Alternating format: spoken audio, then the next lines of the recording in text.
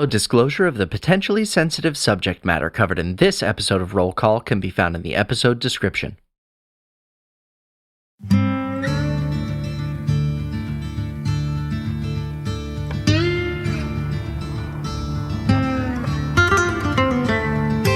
the southwestern corner of the world of Mirabella lies the Outlands, a hostile but enticing territory that seems to draw folks of all kinds.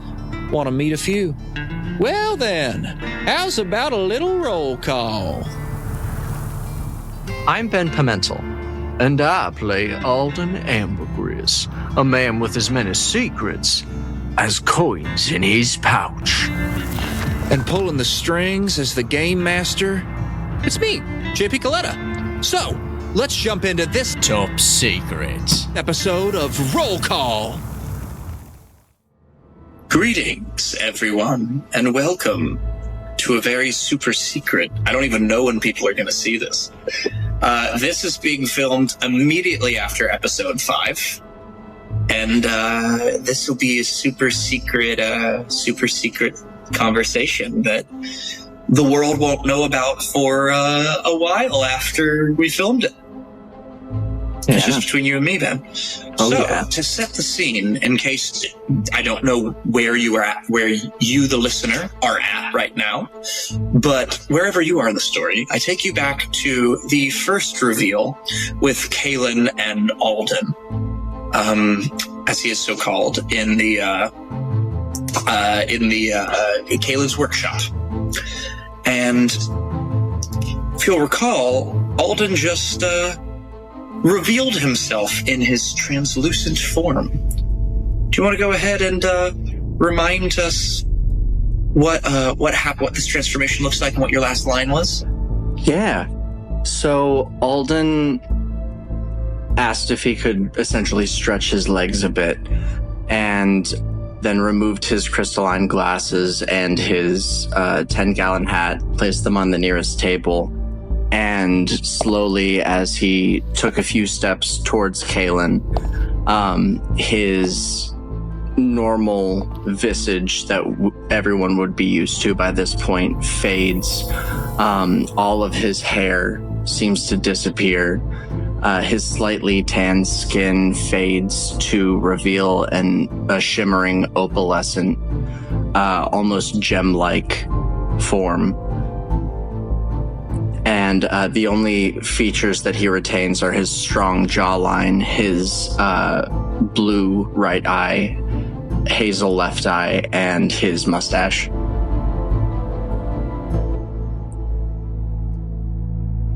I'm glad to see you kept the mustache. It becomes you.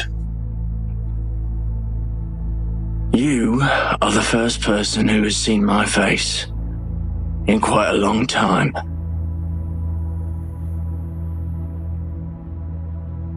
My name is Norx. Norx Vale. Norx Vale. Caelen Drusk. Pleasure to meet you. Likewise. So, Norx Vale. Whatever is a changeling? If I am correct in assuming that's what you are. Right. What are you doing infiltrating one of the most powerful families in Cauldrick's Gate? Would you believe me if I told you it was luck? For who? Well, for me, always. For them, until the chickens come home to roost. Well, Norx Vale. So, you want to bring down Valen, but you don't know the first thing about him. Why? I know he stands for everything that I hate. When I was a child, my parents... do you know much of the Guildlands? The old ways? course I do. I was there at the revolution. I was at the start. I was born in Cinderholt.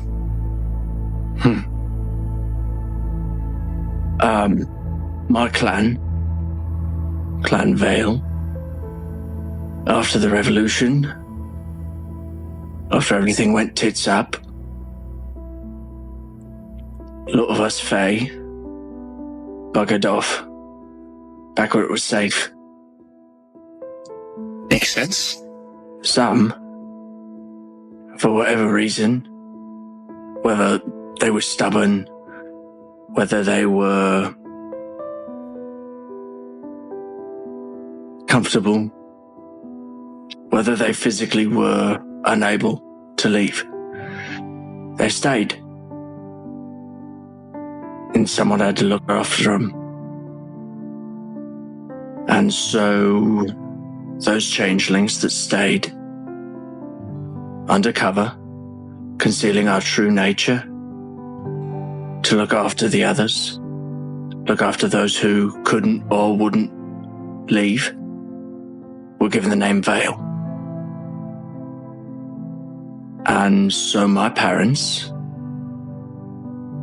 like their parents before them, did the work, had me, and brought me about with them. Started teaching me things. Started showing me the way the world is, and telling me about the way it could be. And when I was young, some bastard with a sword, a silver sword, killed him. Just because he found out who they were. Mucked about for a bit. Ended up in an orphanage. No one wanted me. Ran away. Took some time, found myself a new form based on all the other kids that I had seen that had got picked. Smashed them together, made Alden. He's a handsome man, I'll tell you that. People do seem to like him. He's a prick, though. Oh, I gathered that much. I prefer this form, honestly. His form is a bit more honest. I respect that. Well, since you've been so honest with me, I'll be as honest as I can with you. My right eye tells me that I can trust you to some extent. But that at a moment's notice, you'll do what serves you well, as are most men. So let me ask you one question, Norx. Let's say you succeed, and I have information that could help you succeed in this, but even if you burnt that to the ground, what comes next? Another cycle of tyranny, magical domination and subjugation, Fae rule?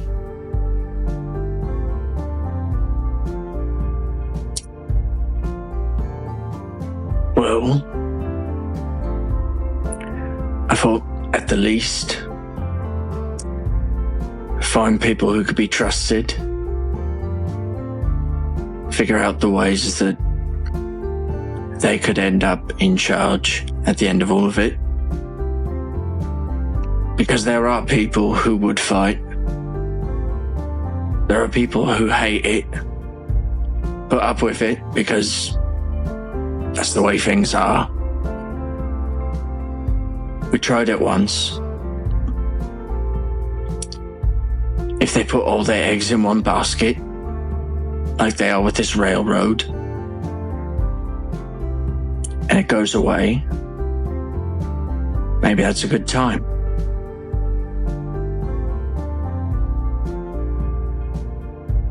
You know, When I was young, I thought like that myself.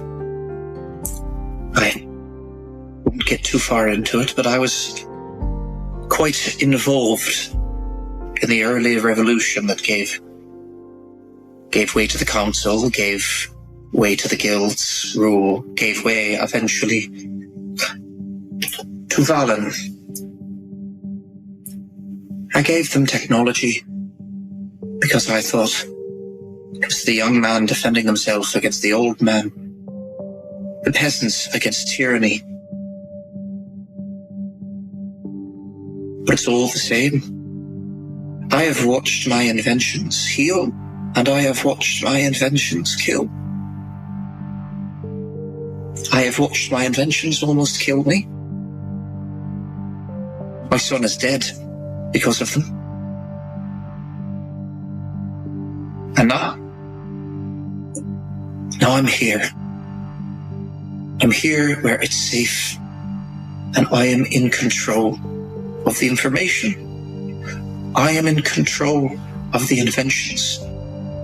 And I'm very careful about who I share my secrets with. Because out here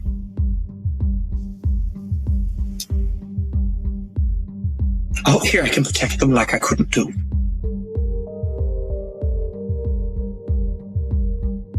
You want to go off and fight in some bloody revolution against Valen, that's fine.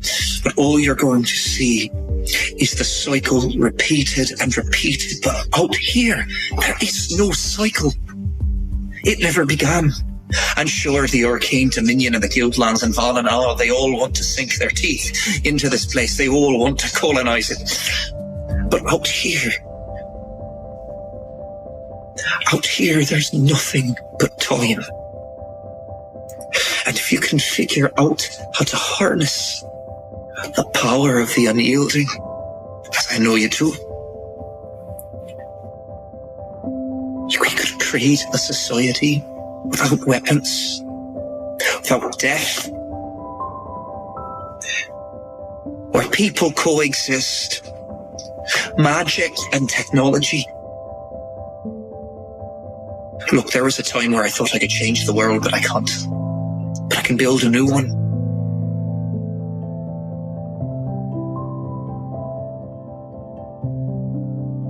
I want you to know that I love everything that you're saying. It's what I want for the Guildlands. But, I mean, unless you truly wipe the slate clean, leadership-wise, I agree it's not likely. I like the idea of being out here. But I have one question. And you're a smart man, so I know it's a question you've asked yourself. You build yourself all of this. You build it up. You make it exactly what you want. You have happy people, safe people. What do you do when the outside world comes knocking? We saw a bit of that today, or yesterday.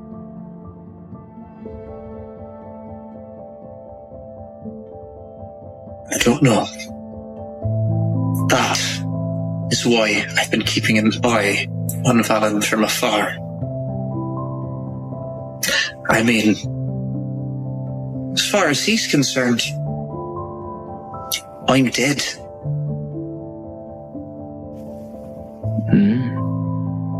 But I keep my eyes on him.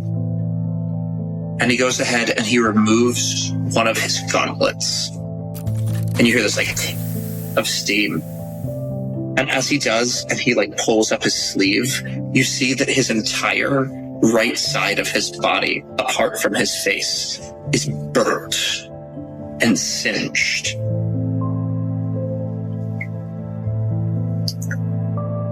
As far as Valen's concerned, when he did this to me, he killed me and left me for dead out here and sent his cronies to colonize. But But what I've done, and he seals it back off. So he's now covered again in all these long sleeve shirt that leads into these bracers, these very complex arcane bracers.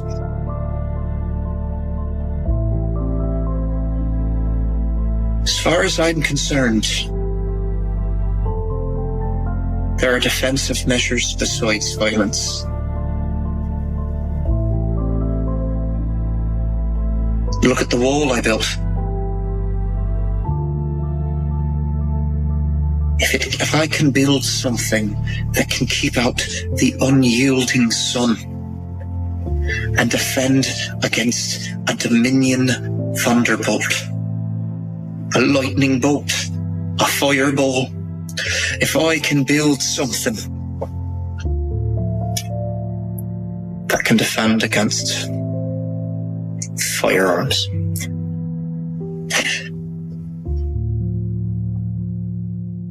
well then, the outside can knock, but it's never getting in.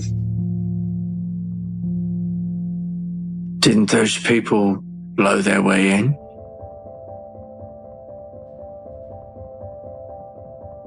And this is where you and your group comes in. I don't know if you know this, but you're surrounded by some very powerful people. Powerful friends out there.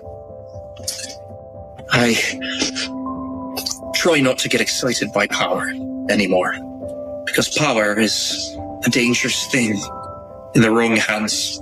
Hell, it's a dangerous thing in the right hands. But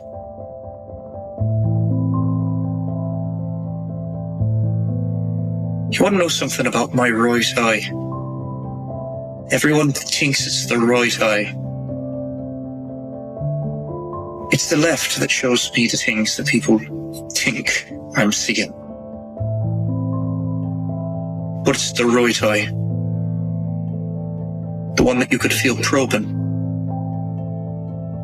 That wasn't the thing that told me. It was a changeling. It's the thing that told me that somewhere deep down in there you're a good man, and that I could trust you. And it's telling me the same thing about everyone in this little group that's assembled. Even that rich prick from the Dominion. Even that rich prick from the Dominion has good in him somewhere. Well, that's good. Though I would be the most wary of him, I'm not going to lie. Oh, so I still have to keep glancing at him sideways. Twice. Quite twice. Right. All right. I'll tell you a few things that'll help. But you have to...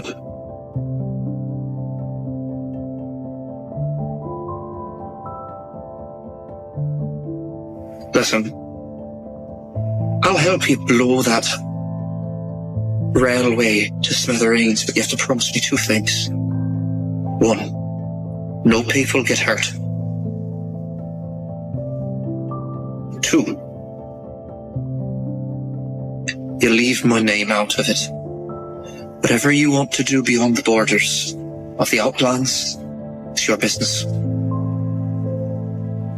But you don't bring them to my door. You understand? I would never. If he thinks you're dead, nothing I would do should make him think that you're alive. You know, funny thing about this form on you. I don't need my right eye to know that you're telling the truth.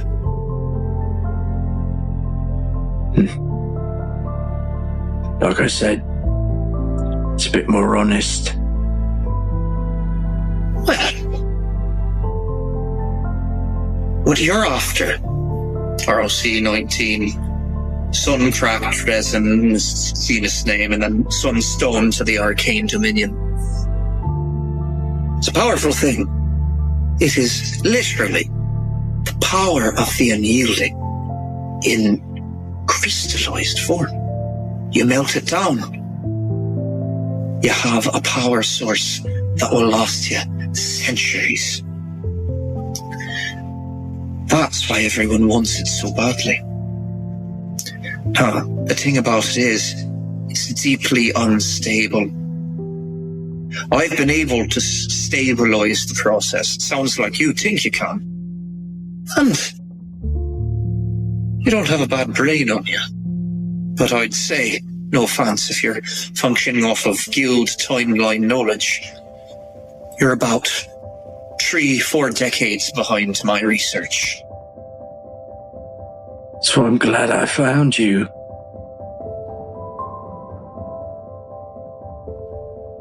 If you're looking to turn it into a bomb, you could do that pretty easily. Trouble is, controlling that bomb. Remember rule number 1, no one dies. It's very important to me. Ideally, in the plan, along the railway, if there's ever something wrong with a car or one of the trains, everyone will be unloaded at a stop, and then the train will proceed to the next area.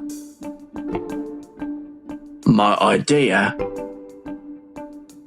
is that after the train is evacuated,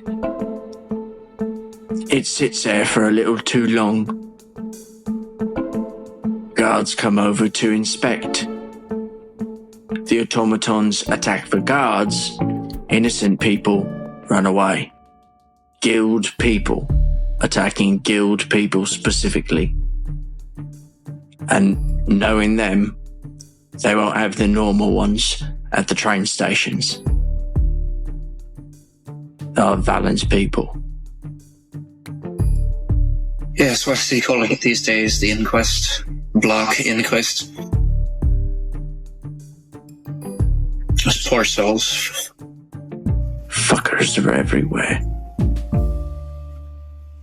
You know, he fools them as easily as he fools everyone else. Well, I say fool. There's nothing less trustworthy than an honest man. Valen, well, he believes most of what he says. But I'll tell you a little secret. Valen doesn't hate magic. It's just useful to him. Not magic. Hate. He's tricked all of these people into thinking that magic is the problem.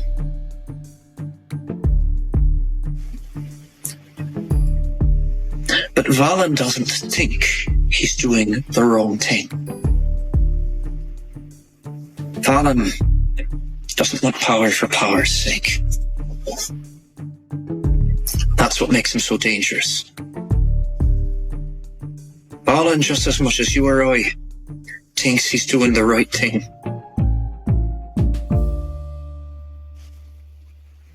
So you can call us inquest bastards if you want.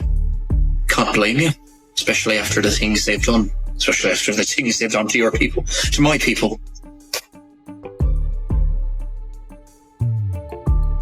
But they think they're doing the right thing. Nah. Let's say your plan goes accordingly. Your automatons, which I'm very interested to see the schematics. Your automatons, they overrun. And then what? Everyone's backed up and then a massive bomb will take... I'm assuming that once something like that would happen, they would evacuate the stations that this is happening at. And I would allow, a significant amount of time for that to happen.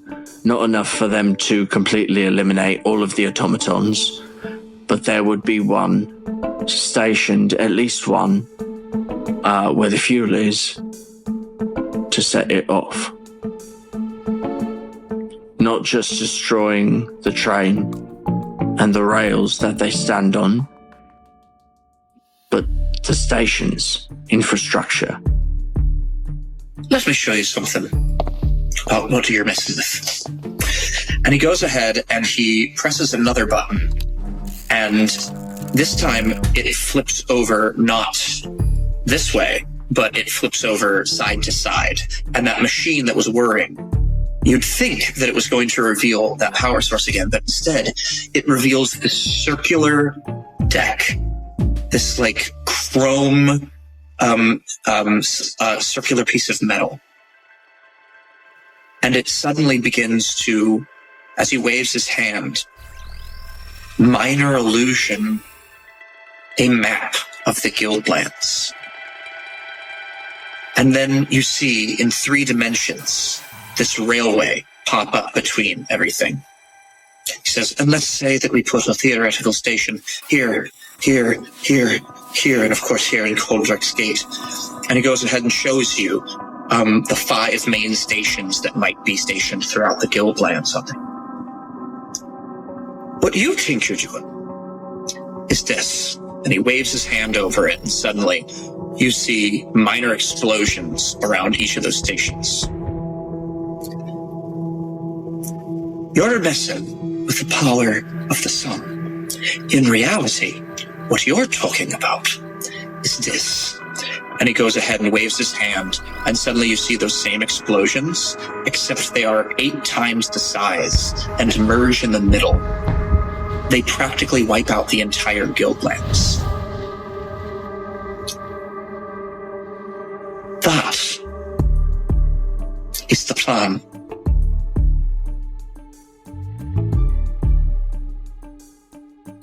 Now that you are proposing.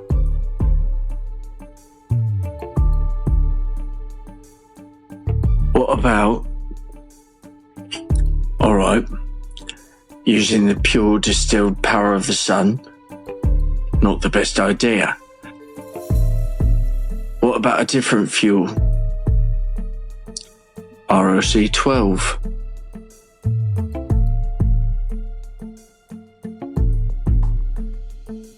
Well now, that is rare.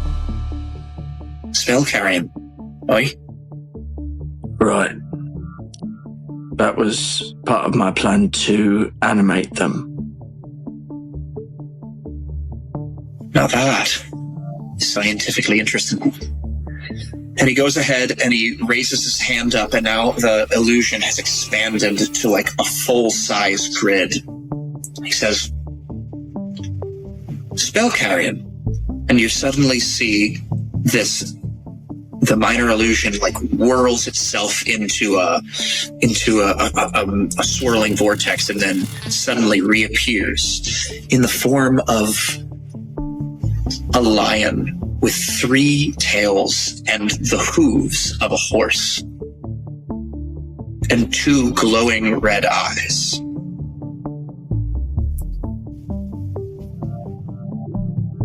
This is just one of the creatures that have become spell carrion. An ancient beast whose name is lost to time. I found one of their carcasses ages ago out here. But, wouldn't you believe it? I already used it to make lucky here.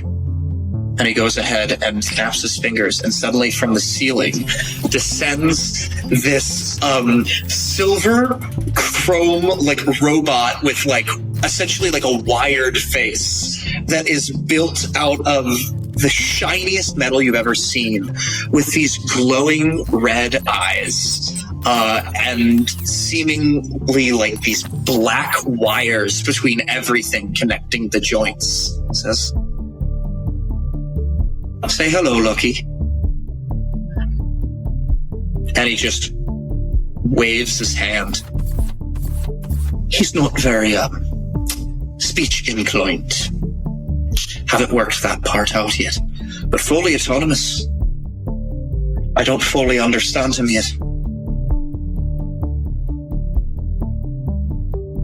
So he's sentient? Yes. Fully? Understands everything we're saying. Don't you, Lucky? And Lucky just sort of nods. We're still working on that speech part. Wow. Lucky, you are magnificent. Lucky just goes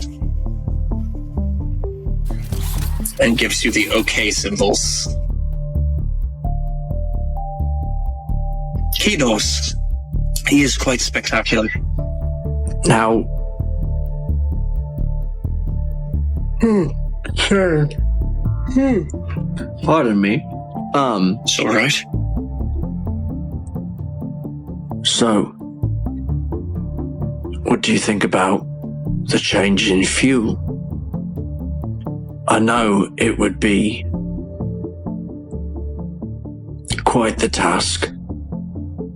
It's an idea, but finding it, that is where you'll run into trouble.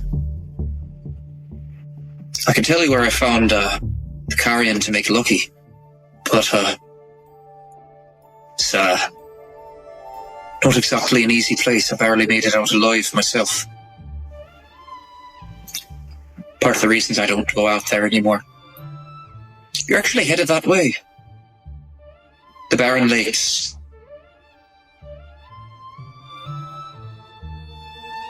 Any place in particular? Well, and he goes ahead and he shows you a map using this minor illusion. I found Lucky here, and you see that there are 3 lakes, sort of like all side by side. Now, bear in mind, these are sand lakes. They are fully dry and lake beds. And he says, I found Lucky here.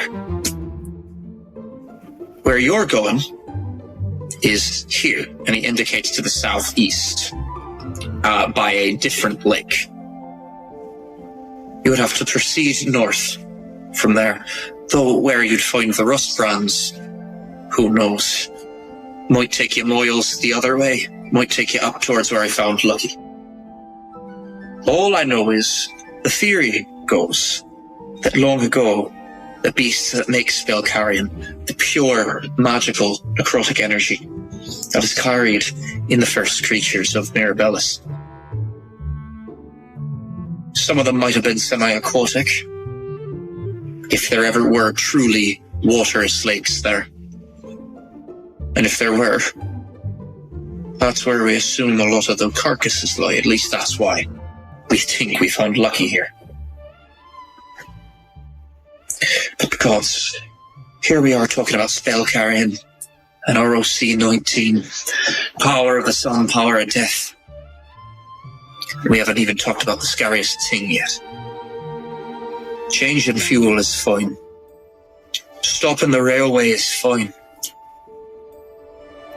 But I suppose it's worth telling you what Valen seems to be really after. He calls it ROC 21. Right. From what I gather, it goes by another name in the ancient tomes. Black Bloom, or the First Ashes.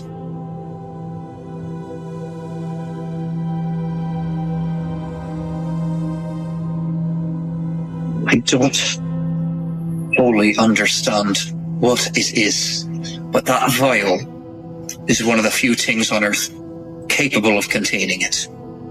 And you'd be right in guessing that the vial that Silas now has is a part of it.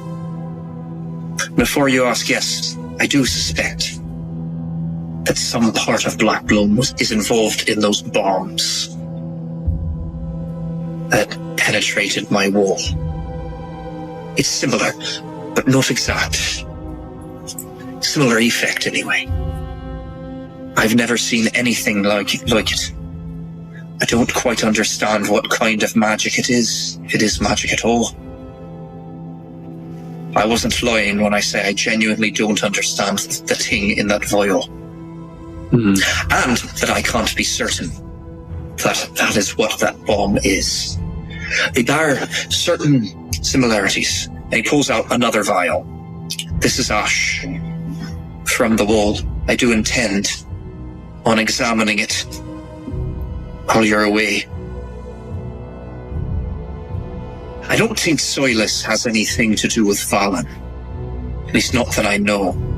All I know is that him having ROC 21 and ROC 19 can't be good.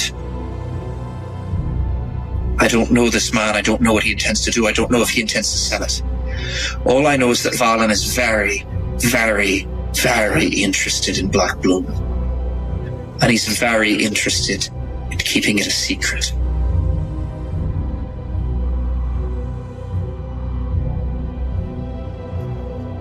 Interesting.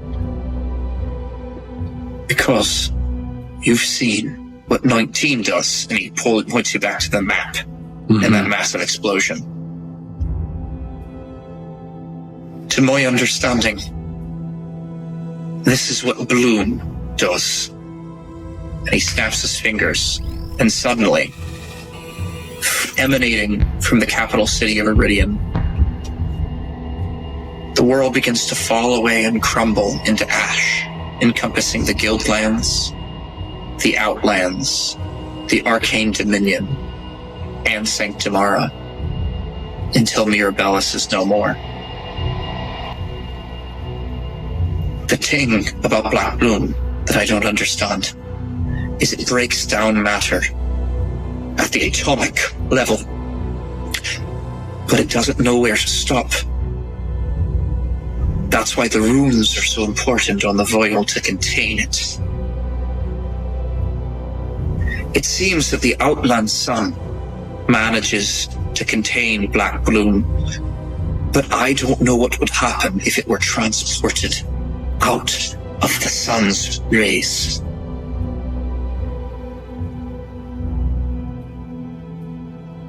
The sun keeps it at bay? Or... I think.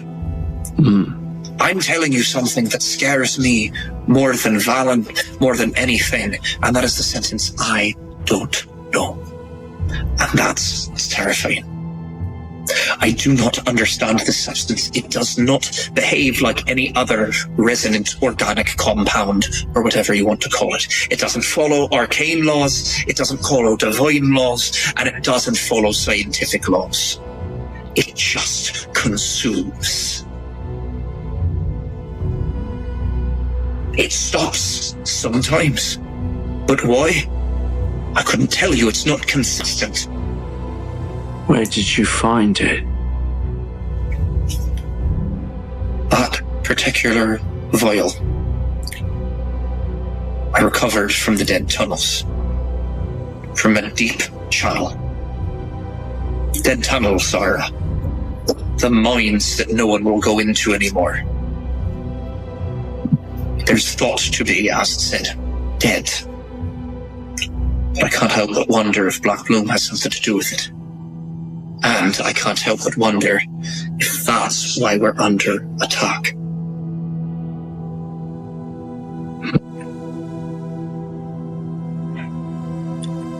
Maybe some sort of ancient curse? What were you able to make, if anything, of the runes?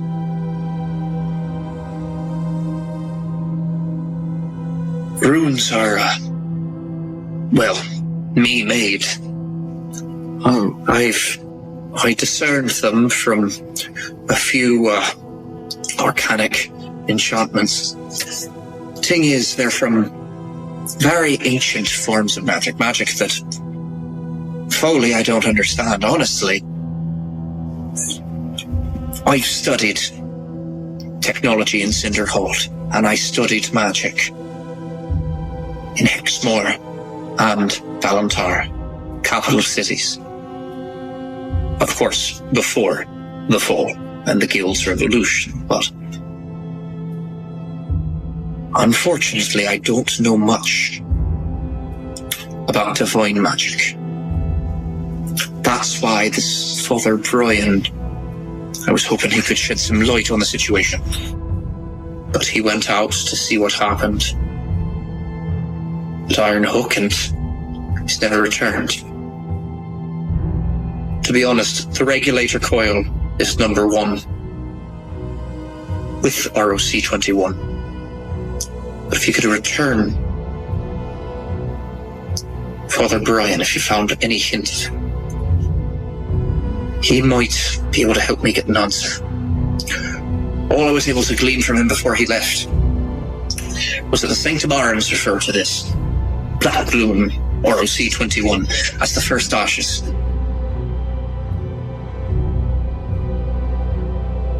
I would assume it was some reference to the first death. But what that means, I don't understand. Are you familiar with the tale of the first death? I don't. I'm not sure if I am entirely, but Death was introduced to the world by time, so the story goes. And when time, Lady Crone emerged. The god of innocence, whose name is lost to time, was the first to perish, to wither and die. The story goes that his ashes were sprinkled amongst the earth. Hence Mirabellus. So I believe the Sanctimarians believe that black bloom is a piece of these divine ashes. The problem with that theory is that those ashes were spread in Sanctimara, not in the Outlands. So if that is true, how did they get here?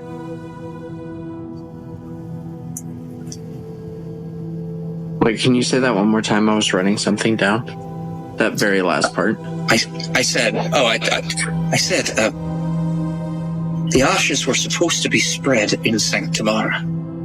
Mare Lumen, swamp of light. That is the genesis of Mirabellus. So what these ashes are doing in the Outlands, this far west, that I wouldn't understand. And like I said, there's no confirming that these are the ashes. But if they are, which it seems like there might be, the old tale could be a little wrong. After all, it did say across Mirabellus. Sanctimara may be the genesis, but it's not all of it. There may be a little bit everywhere. Or it could have started in one place and moved about because of people, but I like the way you think. You can use your mind out there. something I've learned with my adopted family's old people talking fucking riddles. Watch your mouth. You don't even know how old I am, do you? You don't feel like an old person to me, though. Oh, you're too kind. I've been alive since before your parents were, probably. I've found there are some people who are quite young that are not old souls. It's just that they've given up on the inside, whether they show it or not, and it can be anywhere from sad to just something that makes you shake your head.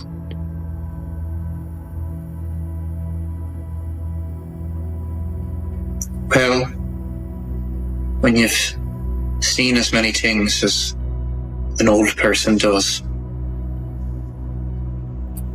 Sometimes it's enough to make you want to give up. Start over. Yeah. That's what I want to do out here.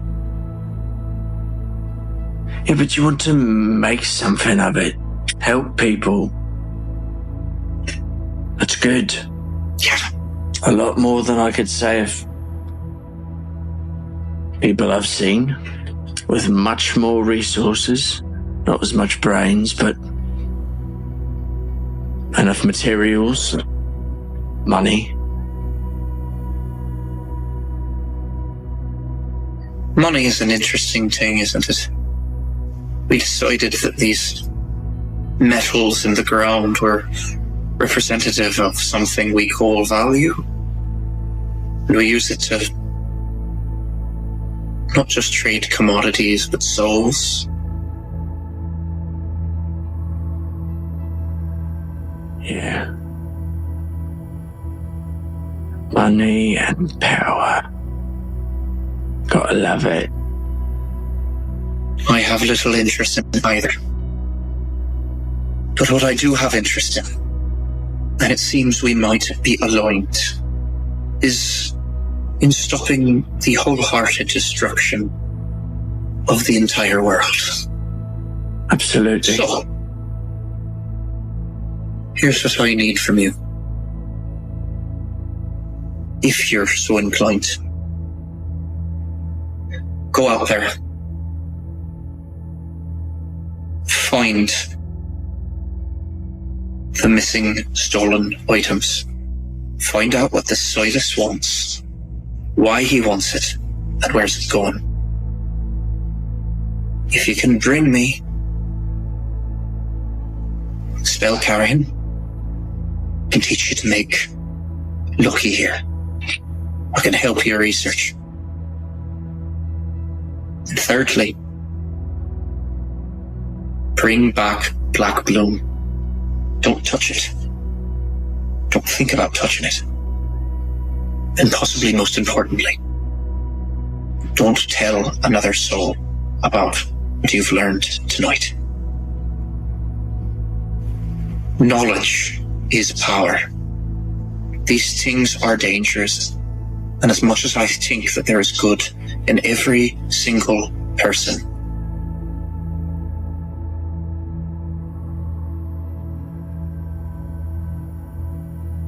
especially, don't tell that Arcane Dominion brat about it. Definitely not. If it means anything, I haven't done this in... And gesturing to just the way he looks. Since I was about 11. I think was the last time I risked it. Almost got caught. And if there are any reflective surfaces around, which it's a lab, so I'm sure there are, he'll go up and he'll just like look at himself and like not really like admiring or anything like that, just like he hasn't gotten to look at himself really in what's the math on that, like 19 years. Caelen sort of floats up behind you and puts a hand on your shoulder. You know, when this is all over, I hope that you'll get to see that face every day.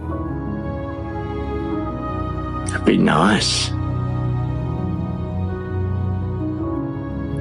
All right. As he says that'd be nice, he picks up the hat and the glasses, places them back on, and becomes Alden again.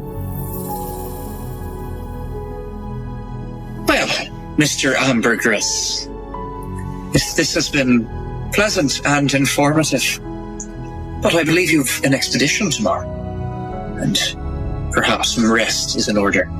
I appreciate your guidance on where best to find those rust brands. I'll be sure to relay that to the rest of the group. In Absolutely. case they didn't soak it up the first time.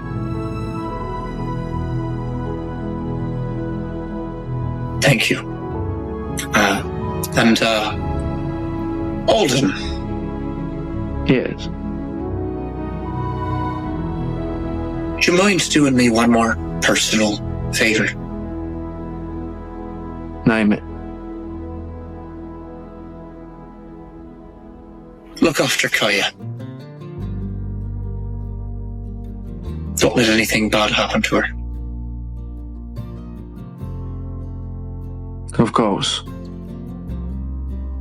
I'll look after all of them, but I'll keep a special eye on her for you.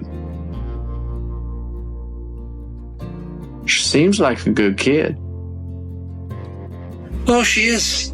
I mean, she's got a hot temper, but... Oh yeah, she don't seem to like none of us. she'll come around. She can be particularly distrusting, particularly of those who are, how we say, financially motivated. Yeah, I don't... Now that we've been honest with each other, you know that I don't really care about all of this. But look at me. I'm not financially motivated. I financially motivate others. Oh, no, I understood that. I can't wait to play a game of poker with you. Something tells me that may not be my game. You know, I think I'm more of a dice man, but hopefully soon, more of a sky chess man. I hope to hear it.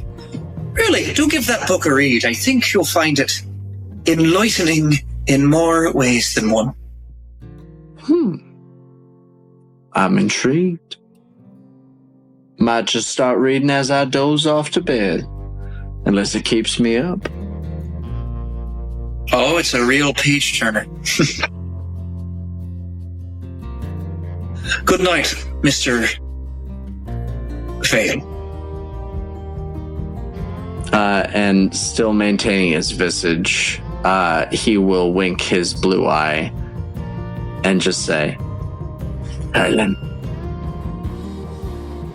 And he will turn and he will walk away, just strutting his stuff as Alden with the cane. Boy, if I'm going to call you Norx, call me Declan.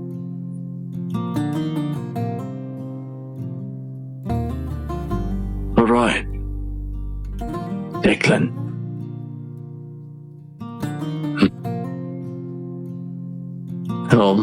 And that's where we're going to go ahead and end this. Yeah, he gotta take his hat down and walk away. Yeah, That put him in a different type of mood.